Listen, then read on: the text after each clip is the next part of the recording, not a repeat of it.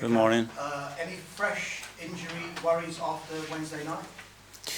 No, we didn't have any surprises there, and hopefully everybody will train well today and available for tomorrow. You're in Timber and Williamson, of course, weren't part of that squad in midweek. Are they okay?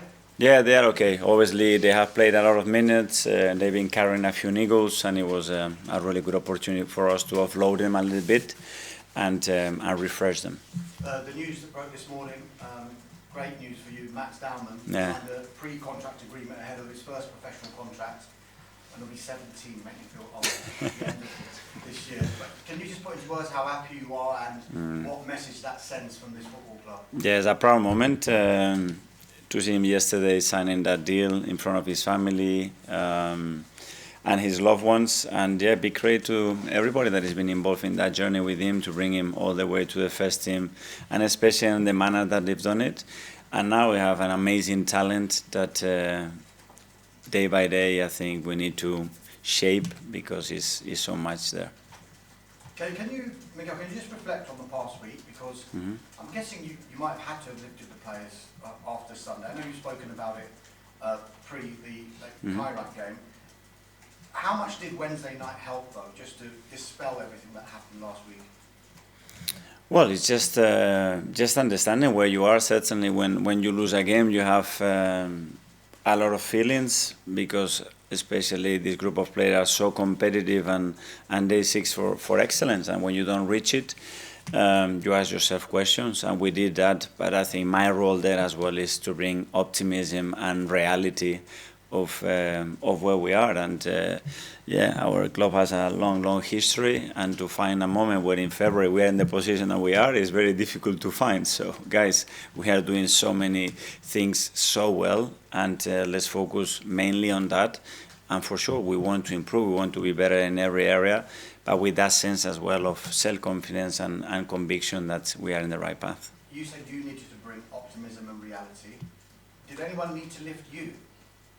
No, in these moments, no. Normally I'm the opposite, and when we are doing so well, I'm there with the stick to say this is not good enough, this is not good enough. The other day, no, because I know how much they wanted, the amount of games and the demands that we put on those players every day. And those moments, they need to understand and feel that we are right behind them, that I'm mainly responsible for that.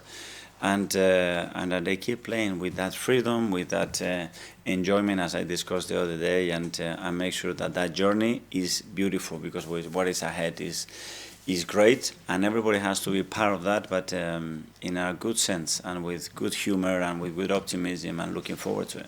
Can I ask you about Martin Ødegaard and his form? It's 1 goal and 3 assists. I know numbers can say one thing, performance is another. Is there any part of you that's concerned, and is there any part of you that is thinking about maybe to take him out of the firing line a little bit and rest him? So those are the numbers, but we have to give the full numbers as well, that he's played much less minutes than any other season as well, because he's been 3 times injured. That's the reality. We want to improve that for sure. We want him affecting the game in the areas that we can win football matches, that's for sure.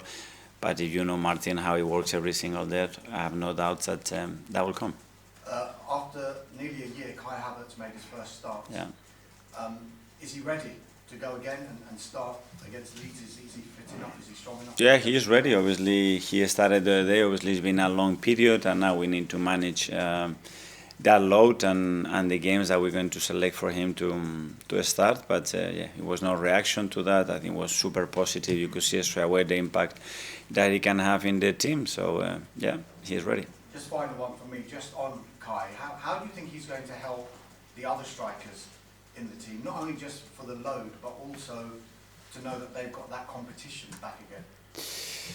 More than the competition, which I understand we have different characteristics with the nines, but as well Kai can play in different positions. And his main quality is that he makes you better. Somehow, the way he moves, communicates with this, gives you information, moves around, is a very difficult player to mark, and especially he opens up a lot of spaces for the rest of the players. So I think they're going to be very happy to have him around.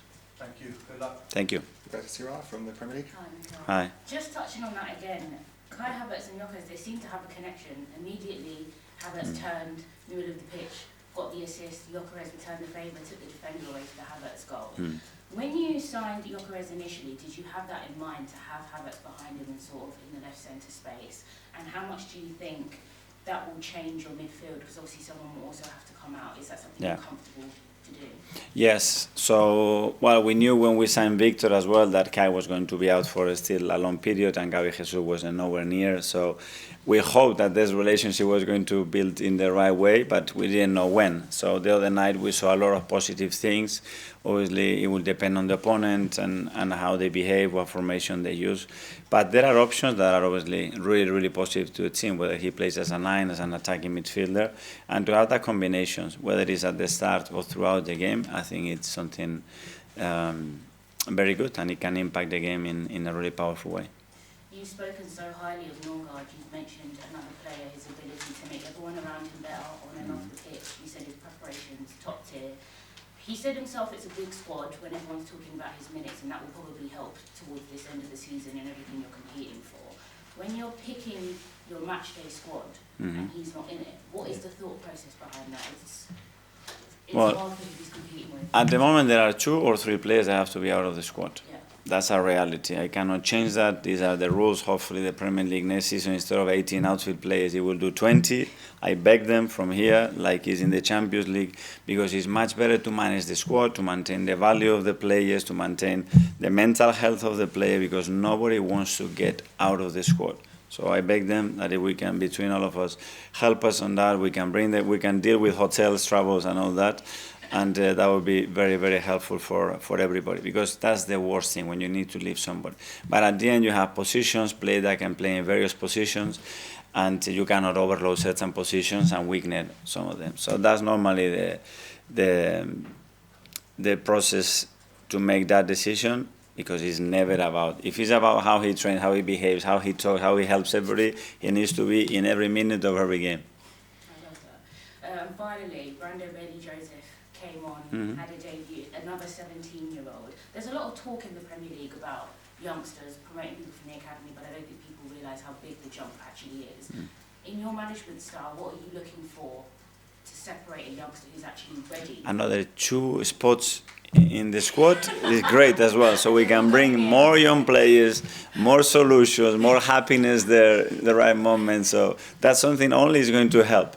So hopefully we can do that, but it's great. At the end, they need to understand and especially feel that that door is open, that the dream is possible, and they've been training with us now for a few days, and we find the right moments to do that. We need to get them that taste, and then we have to see how they behave in that environment. It's the only way to understand whether they can contribute to the team or not. Thank you. Alex from the BBC. Hi, Mikel. Hi. There's been a lot of talk about how you don't have a clear scorer in the Premier League, but how important will the return of Ricardo Calafiori potentially be because of his unpredictability and to help unlocking those forwards? Yeah, well, Rick has been instrumental in the way, especially that we attack, and he has unique qualities to occupy spaces and to create things that probably the qualities of the other fullbacks are different. So when we need them, they will be there. Now he's fit, he's available, and we'll have to wait and see when we can use him. Tom, Reach. Mikel, Hi. congratulations on the Max agreement. Thank you. We heard previously that he suffered an injury similar to Mosquera, who's since returned to the squad. Yeah. So curious, what's the timeline with Max's return? It was a little bit more than Mosquera's. Obviously, we need to be as well. He's growing, and we need to be very careful. We're a little bit more protective. It's true that he has a different schedule as well, because he needs to go to schools and that. So we need to respect a lot of things throughout that process. But I think he's quite close. He's on the pitch now. He's doing well, and hopefully we're going to be able to see him soon. And Don asked about Martin earlier on as well, and his form at the moment. I noticed on the field that he drops quite deep sometimes to try and link the play and get the ball. You mentioned earlier how you wanted to get into the positions that he's going to affect the game. When he does drop into those deeper roles, is that by design, or is that as a result of others not doing certain things and he needs to get into those areas? It's a bit on his nature, and my nature is to go to the opposite side. But we need to respect as well the qualities and the talent of players, and within that they need to feel as well the freedom in attack, especially to do what they believe is best there. Matt from the Standard. Hi. You've had a fair few academy players obviously come into the first team. Ethan made his debut really young too. Where does Max sort of rank in the academy players you've seen come through? In terms of talent or? Talent, mentality, all the things. Yeah, well, certainly one of the best. I mean, what he's done with us at the age of 15, me personally, I haven't seen it before. Only with a guy that used to play in Barcelona, but maybe not even that. But yeah, he certainly has, not only that, he has a certain charisma as well and personality that he doesn't get overwhelmed, whether it's by the situation or the stadium or the opposition, and that's a huge quality to have. And when you're sitting down with players like him and academy players trying to get them to sign a contract, how important are players sort of like Bukayo as an example, sort of as the pathway is there for them? Well, the fact that obviously we have very good examples at the club, it is very helpful. Then it's down not only the player as well, but the family as well, because obviously they are in a crucial part of their education and their development, and we are very responsible of that. But it's been great. He's got a great family. The communication between us has been very, very productive over the years, and now I think they trust what we're going to do with him, and now it's down to him and us to build an amazing career with him. Hi, Mikel. Just on the on-pitch relationships and connections, with how busy January has been, I mean, a game every 3 days, no midweek off, how much time have you actually had to figure out those new connections and work on them? Because yeah, it just seems like there's been no time.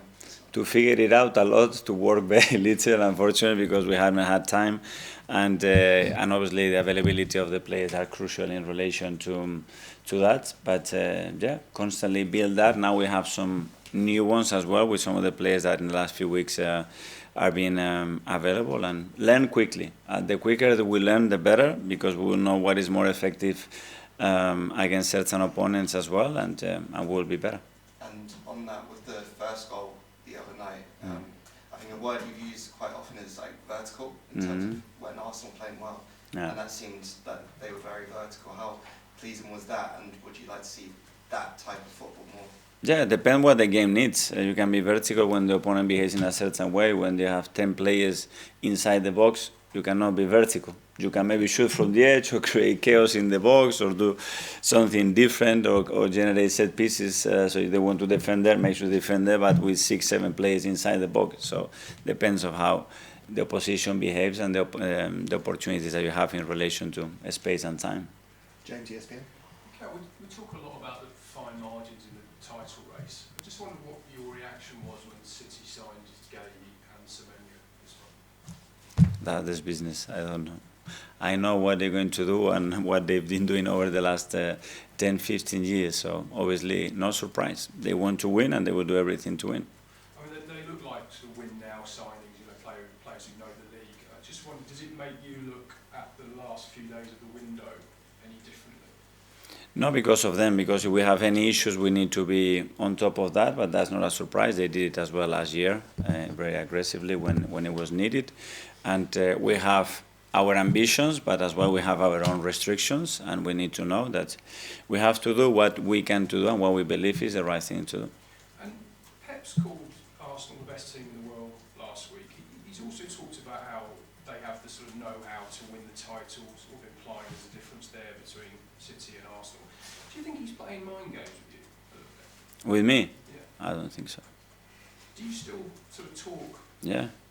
Even though you're two top players? Yeah, I don't talk like when my wife every 3 days, but we talked and quite generally, and I think he talks about how he feels, and that's it. And if there are mind games, there are mind games, but I don't pay too much attention, because at the end you have to go on the pitch and deliver.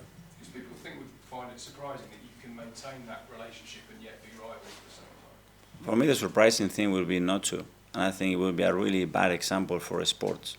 And I think in the sport you have to learn, and probably the biggest lesson that the sport has given us is the relationship, for example, that Rafa Nadal and Roger Federer had. And I'm not at that level at all, but one of the best in the history, or the two best, one of the best sportsmen, the relation they have between them when they have to play final one against each other. So how the hell I'm not going to have a great relation with someone that I admire, I work with, and is a colleague, but the same with any other opponent. When it goes to the court or to the pitch, that's forgiven.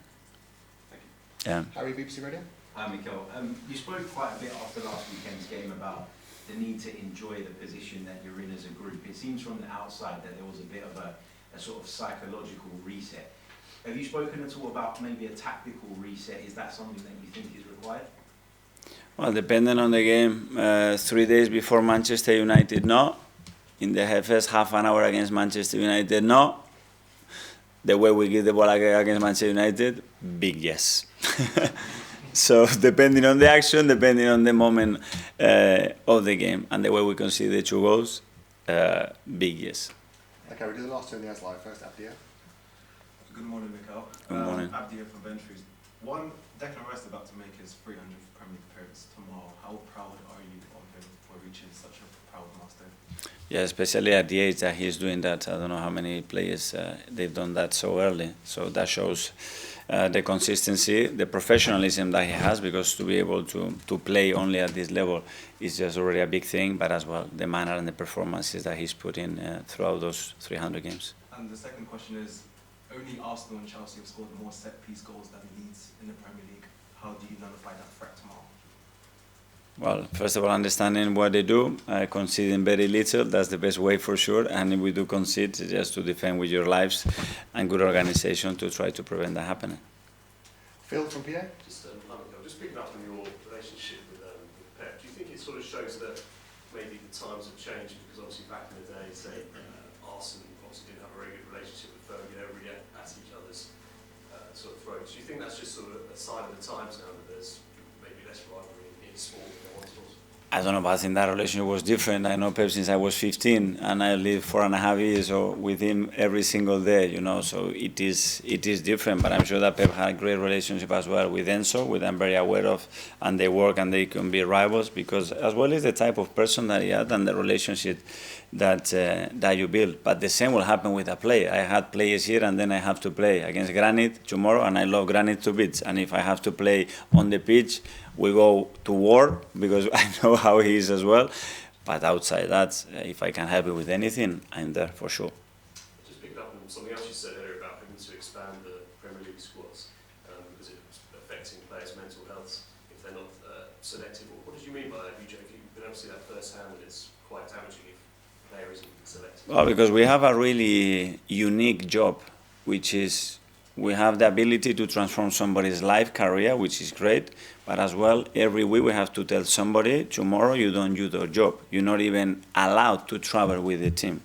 So tell me a job that you do that. I cannot go to the kitchen tomorrow and say to two of the chefs, today you don't cook, just go there and see how they cook, or go home. It's really tough. So someone that wants to feel part of that, he needs to be there, he needs to travel, he needs to be there, and he has to have the feeling that he has a chance. When you take that chance away, you have to leave that player because he feels that he's not good enough. Because at the end, your decision is clear. I choose another 20 players in front of you. And I think this is something avoidable. Why? Because the demands on games are bigger, so we need bigger squads. So it doesn't make a lot of sense to restrict that, in my opinion. So I think we need to expand that and give the possibility to allow everybody to be part of that. And then we can make the right choice in relation to the game, and then we can manage better the minutes, the psychological and emotional moment, and then how we want to change the game. And I think it's better for absolutely everybody. That's my opinion.